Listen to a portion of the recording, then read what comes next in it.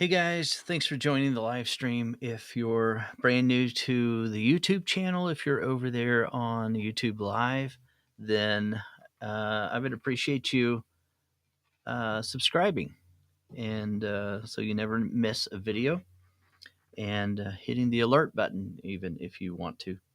Um, Giving me a thumbs up or a like or whatever.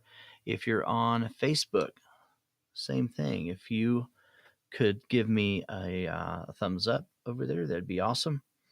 If you're enjoying this, and if you want to give me a sound check, I would really appreciate that. So if anyone is over on YouTube or on Facebook and can let me know if you can just hear me, that'd be awesome.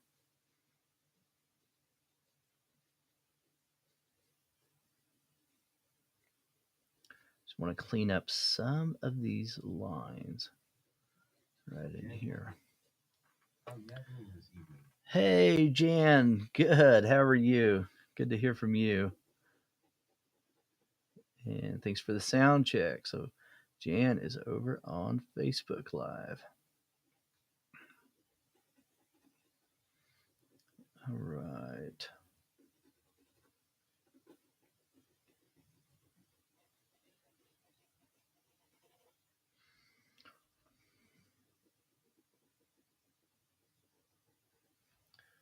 Better pull this glassine out. At least I have it handy.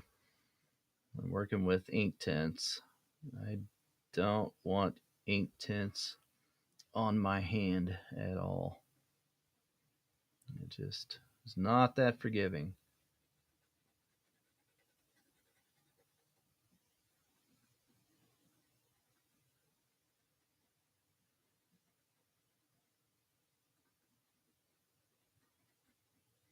I want to try to clean up some of the lines with the ink tints pencil.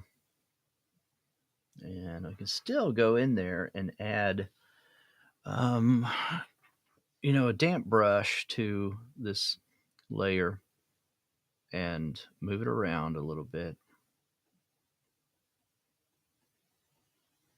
But it's a meticulous job right now to be careful and not get this into any of the portrait drawing because it will just stain everything if I do.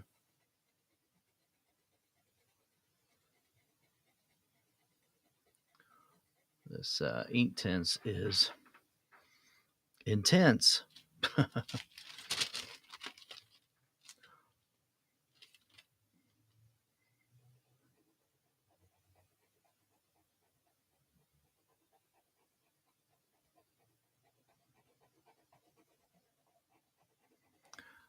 All right.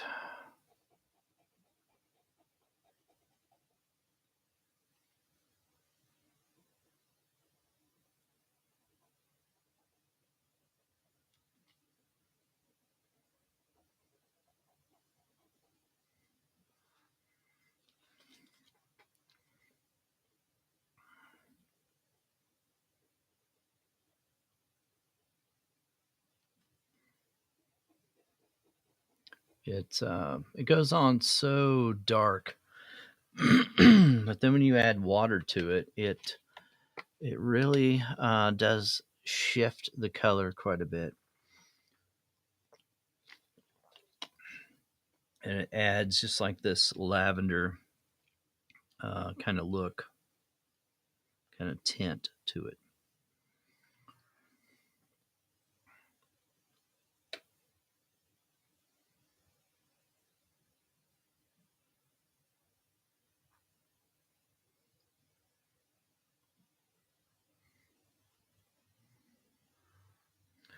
I think what I'll do is turn that on end a little bit and get a different angle on it. Might help just a little.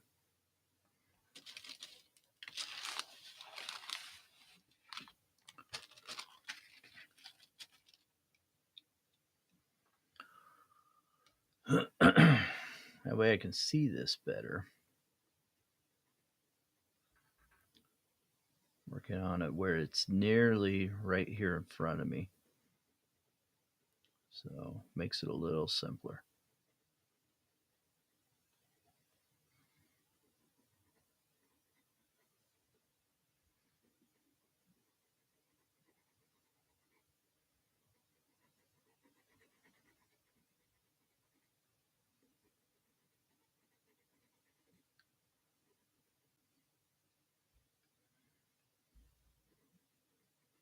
Now I often want to check the color that I'm on. I'm using bark, but if I'm not careful, I want to, I may grab the wrong color. So I want to make sure that I've got the right color. So, hey, Oksana, long time no see. How are you? It's so fun to have you in the workshop. I love it. I'm having a great time in that workshop.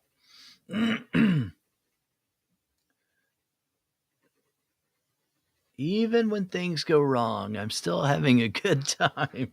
Like my drawing. I wouldn't say they go wrong. It didn't go wrong, but there were. I like actually when things like that happen. So what I'm referring to is so we're completing a drawing in that workshop, and um, so the process of drawing involves um, finding structural issues and correcting those issues. And so I definitely had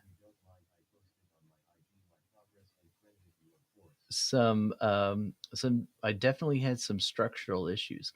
So it gave me a chance to correct those. Oh, Oksana, no, I love it. Thank you for posting that. No, I love that. That is so cool. Yeah. But yeah, it gives you a chance, when you make a mistake, quote unquote. I don't know about you, but if you draw, then nothing comes out perfect. And you always have to reevaluate and look at it, um, make a determination on an interpretation on what you see according to your perception, and then you have to make some corrections. So that this myth that we sometimes have is that, yeah. So thanks, Oksana. This myth though that we sometimes have is that in our head is that everything just works out perfectly, but it doesn't happen like that. Did I draw an alien? Hey, Angel, how are you? No, it wasn't an alien, but uh, no, but it's one of those things. So, Angel, you'll get this because Angel is a a student over there in Face Value, so you know what I'm talking about. Where you're because you recently did the single eye study, and when you do your eyes, when you start working on those angles on the eyes, it it's something that when you're doing the eyes, you got to keep reevaluating the eyes and seeing, okay, is this right? Is this wrong? That kind of thing. So yeah, Oksana. So yeah, as soon as when we do our little breaks in there, and I back away from my drawing, then I'm able often to see things that I usually wasn't able to see before. So, oh, thank you, Oksana. Appreciate that. And I think it's a good thing to be able to show that process of working through finding issues and then correcting them. because that is part of the drawing process. It's problem solving. So you're on one train of thought, you're on one track in your mind, and sometimes you may let something slip in another area. And so it's something that we're constantly doing, right? We're looking and judging proportions constantly, and then we're looking at angles and curves and shapes, and you're making a determination all the time.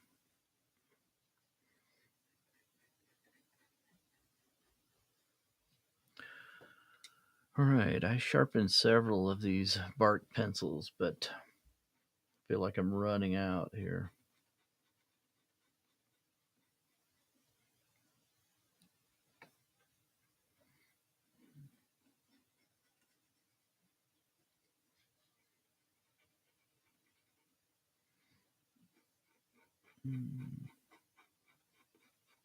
No, you did a really, really great job, Angel, on your eye studies.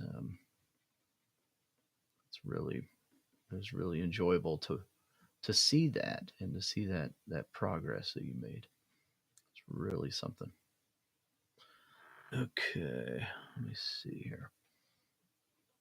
So as I get closer over here to this side, I'm going to lighten up the application.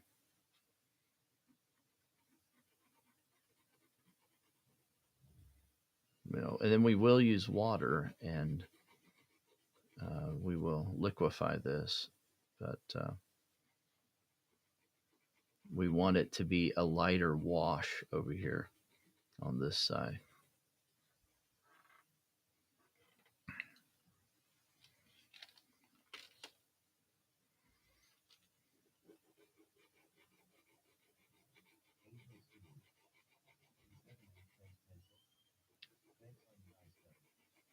Uh, the two eye study is quite a bit more, involved. So I can understand how it's more challenging, Angel. Yeah. Yes, this is an Inktense pencil. This is bark color on the Inktense pencil line.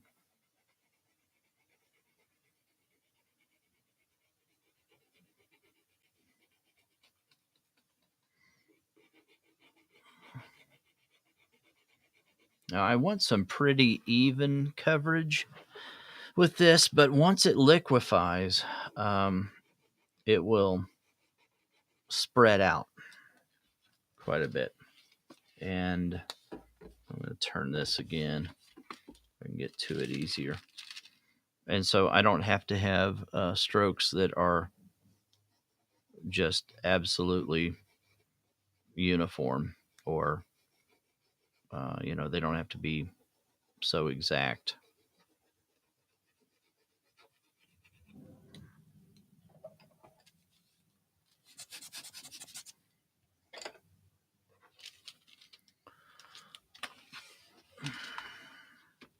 Turn this over this way. There we go.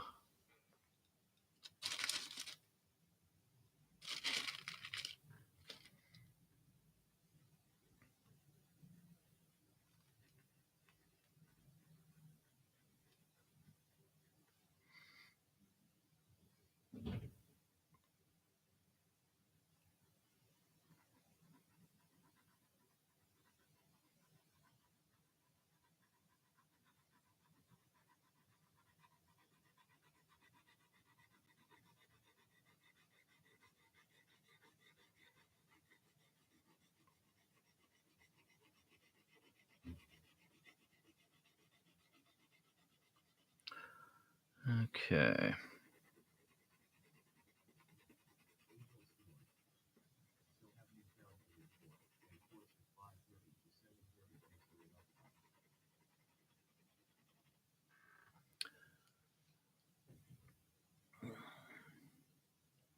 Angel, so have you found in your 4-day course Yeah, 5:30, 7:30 gives you enough time. Yeah, it gives us enough time. We're not going over every single thing that we are able to inside face value in that course, but we are able to, hit the highlights. We just can't, you know, talk very long about um, head structure and anatomy, and we can't talk about planes of the head or things like that, which would be nicer to do, but we're hitting techniques mostly, and so one of the fastest techniques that I found is working on pastel mat, and so just showing that I think can help, if you're new to portraiture, to get a quick win and to be able to um, achieve an accurate likeness and create something that is very stunning, very compelling, because using that grisaille method with um, with this approach on that kind of surface, I think it can give a student a quick win, and that's a lot of fun when you're able to see the results. You can see those quick results and create a portrait that actually looks like the person. There's recognizability, and you have that very dramatic kind of look because of enhancing the shadows, enhancing those values with that grisaille method. So it's a challenge, Angel, as you might expect. It is a challenge because we don't have a lot of time.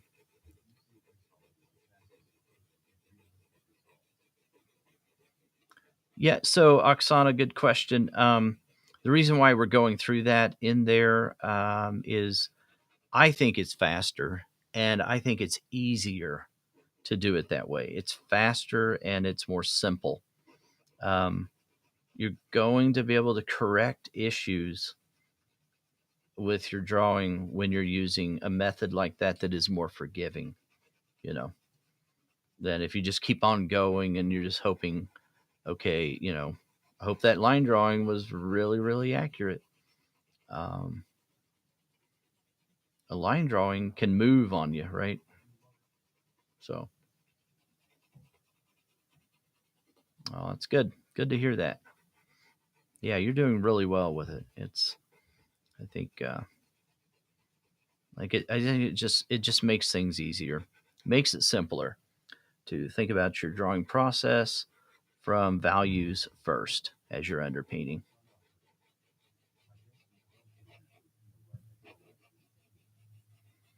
Yeah, it seems like all the oil painters in there are really loving it because it's something they're used to blocking in. They're used to doing that block in early on, so makes sense. Okay.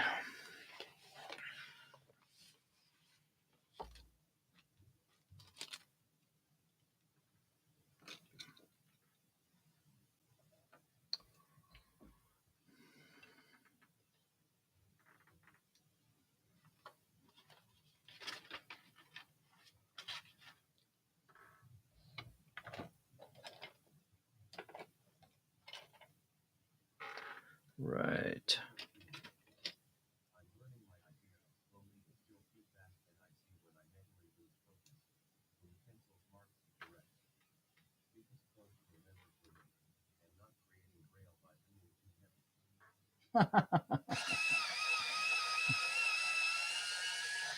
Not creating braille by leaning too heavy. That is hilarious.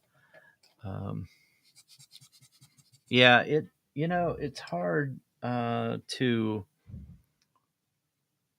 get out of the habit of um, going too fast. But if you go too fast, it's just like in driving. If you drive too fast, then your reaction time is worse, right? Your reaction time's slower. So, same way with drawing.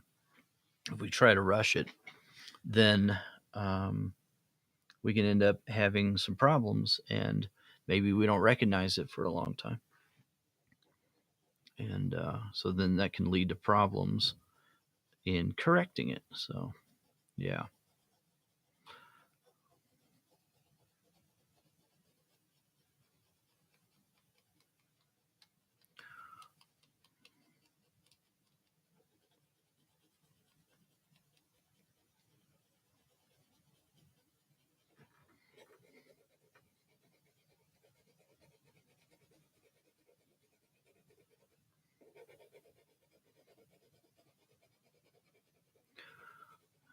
Okay.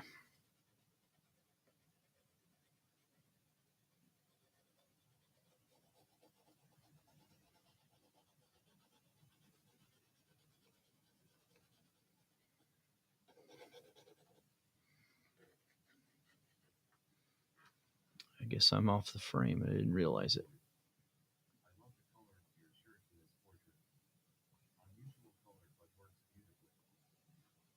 Oh, thanks. Appreciate it. Go back this way. Maybe I'll take my camera off. It's kind of hard to see everything in this limited space here. That might be better.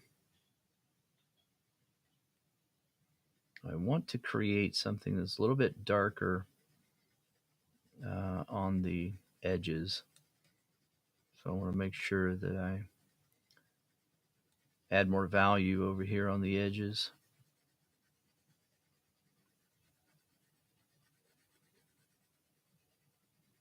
Now we're going to go over this with solvent, and we'll blend this together when we use solvent. So it's not going to look too refined for a while, but that's okay. Just have to remember that that's what we're doing. Let's see, right in there.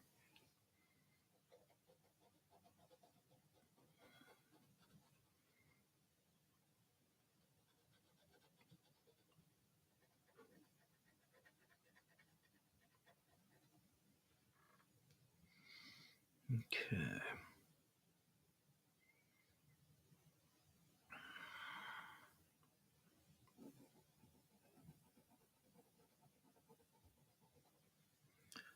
Right here, I'm going to use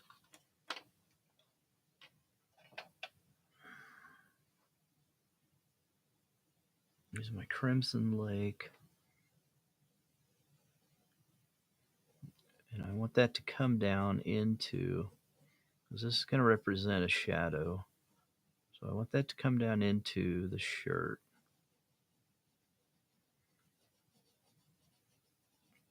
And be on the other side, this underside of the neck, and this hand is casting a shadow. I'm not going to have crisp edges anywhere over here. I'm reserving that for the focus area on this piece, which is going to be up here in the face and the eyes.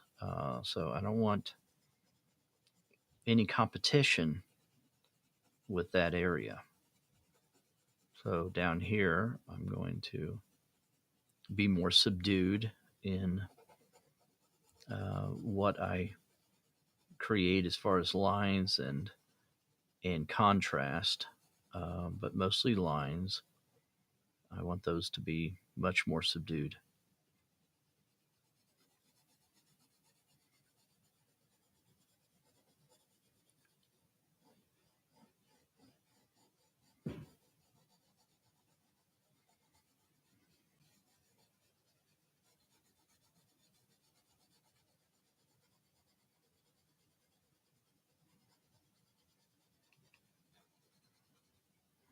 Okay.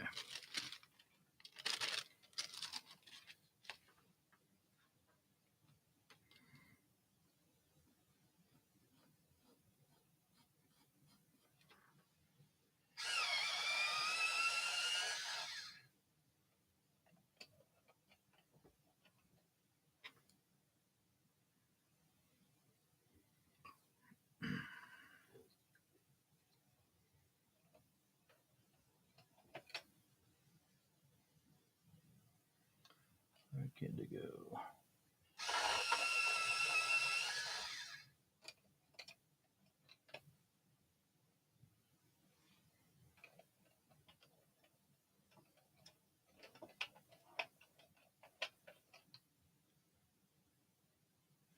All right. I'm going to use my dark indigo right up under here.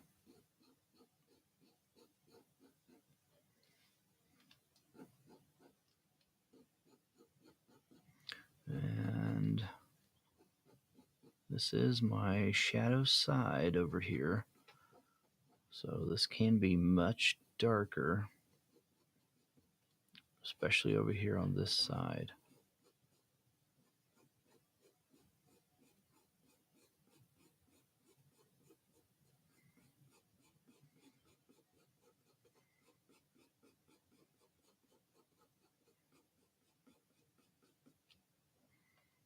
I'll switch over to my, what is this one called again? Crimson Lake, yeah. And add this in here.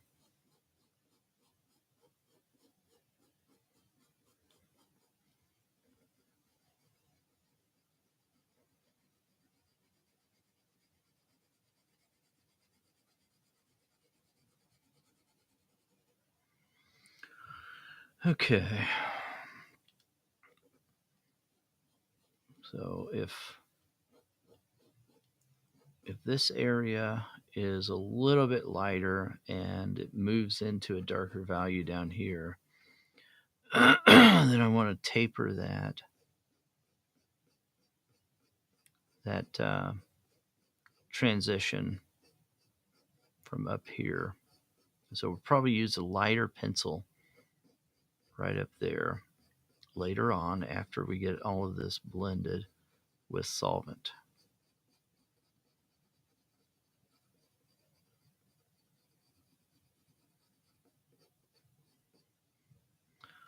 All right.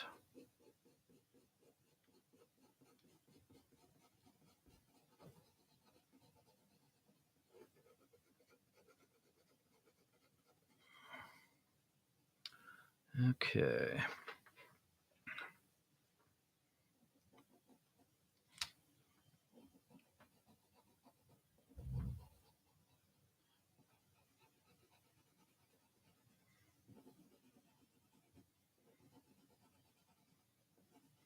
Just about filled the tooth, though, right here in this area. When I'm trying to apply the Crimson Lake, it's having a little bit of difficulty.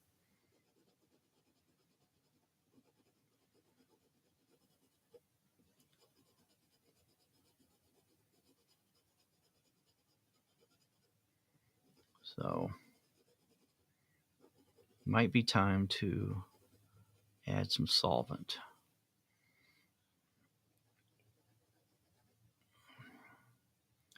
Add a little bit of this darker value over here.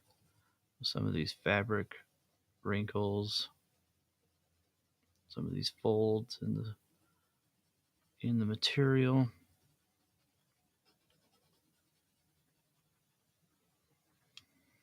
There we go.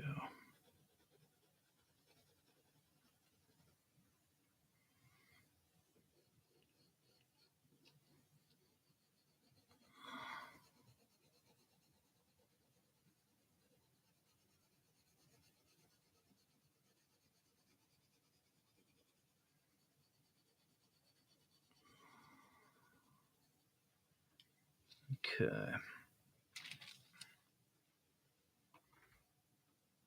Yeah.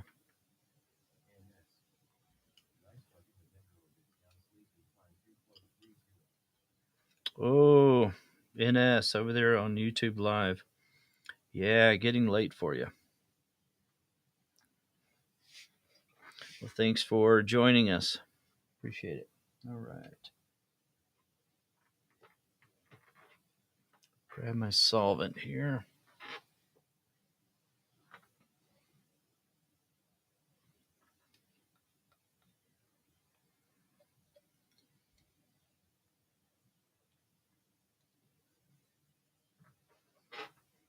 Use this slightly bigger brush than what I had been using. Maybe I did use this brush over here. I probably did.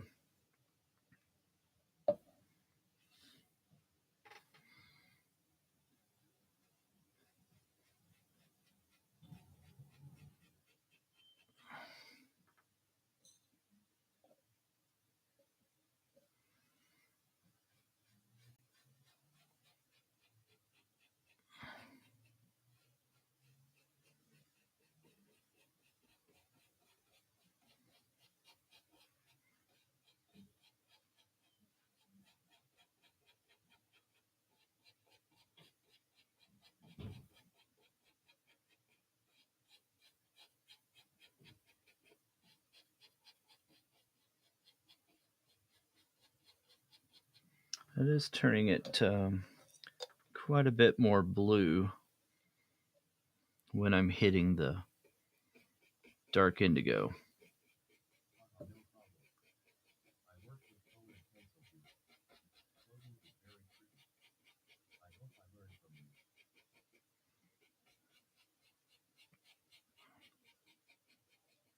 Oh, you're working in colored pencil also, NS. Cool.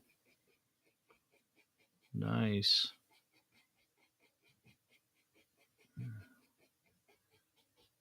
I can't imagine being up at 2:30 in the morning though. I would be very, very sleepy if I were trying to be up watching a video at 2:30. Maybe I'll help put you to sleep.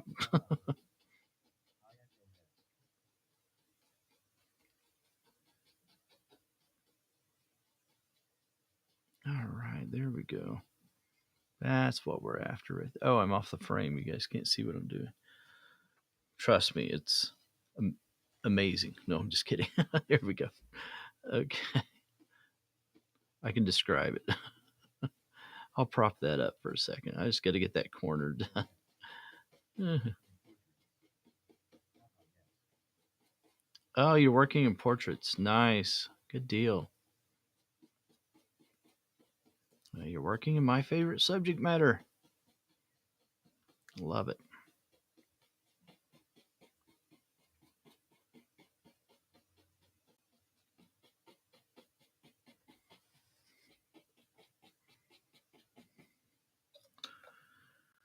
Okay.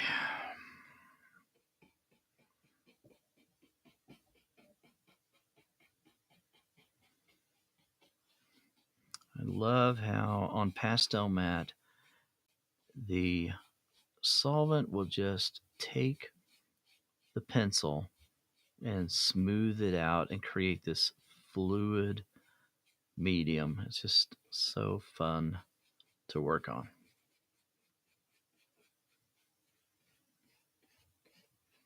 It really transforms it, and you feel like you're just painting with your pencil pigment.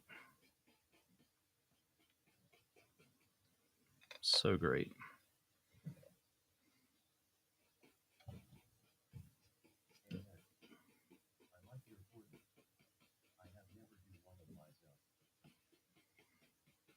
Oh, thanks, Ines. Appreciate that. Uh, I think you should try one of yourself. This is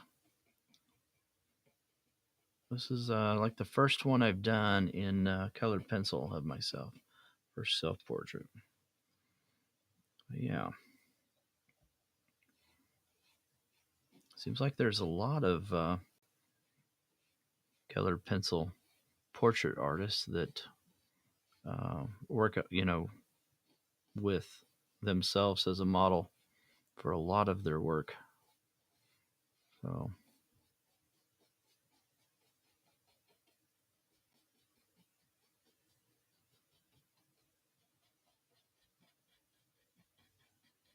okay, up here on the shoulder, it is an area that we will lighten up later on. Just getting some of this blended and some of the value structure in place Slightly different approach than when I'm using a grisaille method, like on the face. Um, Large, boring areas like this sometimes need a different approach, at least in my opinion. Just keeping your interest in areas that are um, monotonous and they don't, there's not a whole lot of things going on in that area. It's just a challenge. It can be just a big challenge.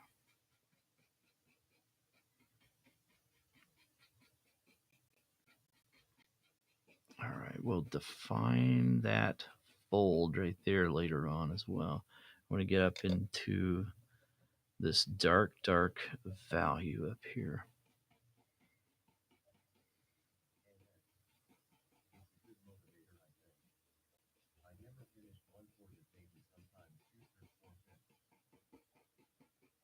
Oh, okay, and that's so.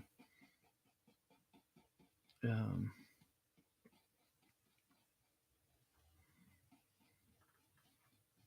Having trouble finishing, huh? I can understand that. It's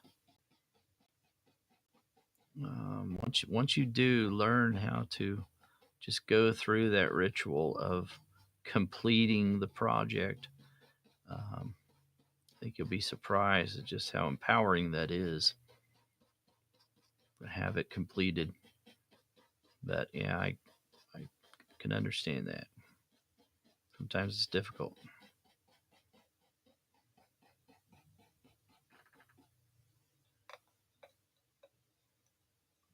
Okay, we'll add this up here, and then we will call it a night.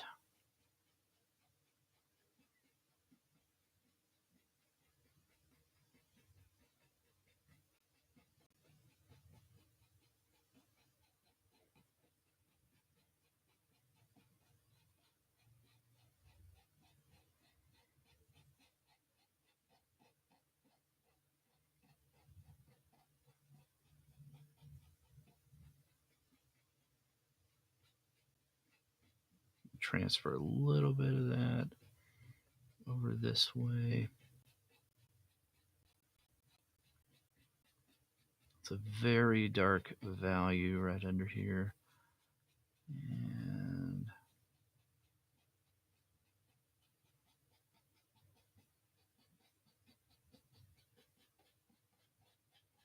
there we go.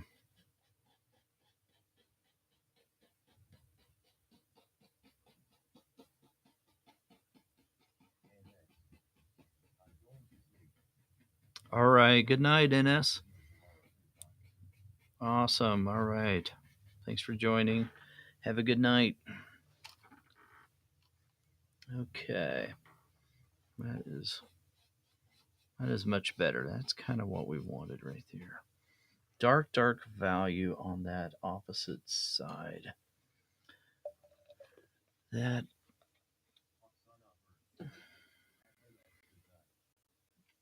is good. All right. Well, we're getting closer. I say that every time, don't I? Every time we are getting closer, though. So, oh, thank you, Karen. Appreciate it. Have a good night. All right, guys. Thanks for joining, and we'll see you out here tomorrow night. Probably a little bit later tomorrow night, but I will see some of you in the portrait workshop. So, can't wait for that. Talk to you soon. Bye bye.